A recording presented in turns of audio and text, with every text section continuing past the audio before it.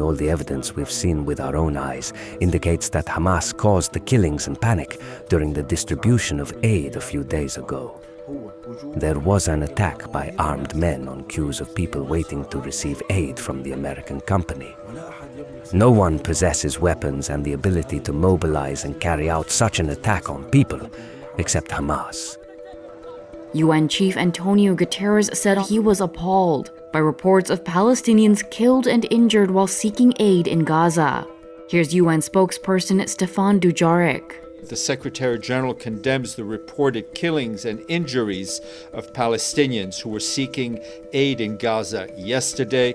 It is unacceptable that Palestinians are risking their lives for food.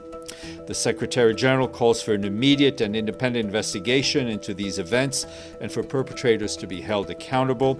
On Sunday, Palestinian and international officials said at least 31 people had been killed, and dozens more were wounded near an aid distribution site operated by the US-based Gaza Humanitarian Foundation. We've had a shooting at the GHF Aid Distribution Centre near Rafah. British surgeon Victoria Rose said many of the injured were rushed to local hospitals, like the Nasser Hospital in Khan Yunis. These are all gunshot wounds, and as you can see behind me, we've got all the bays are full, and they're all gunshot wounds. It's absolute carnage here, and there are even more people in the main emergency department. Local health authorities said on Monday that several more Palestinians had been killed or wounded by Israeli fire near the same site. The Israeli military said it was aware of reports of casualties, and the incident was being thoroughly looked into.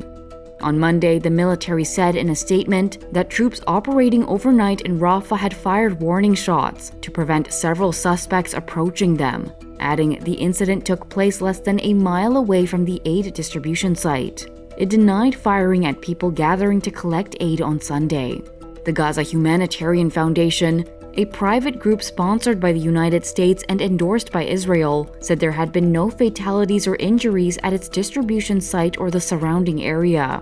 It said Sunday's distribution was carried out without incident, describing reports of deaths as fabricated by Hamas.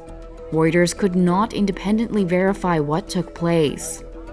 The reported deaths and injuries are the latest in a series of incidents, underscoring the volatile security situation that has complicated aid delivery to Gaza, following the easing last month of an almost 3-month Israeli blockade.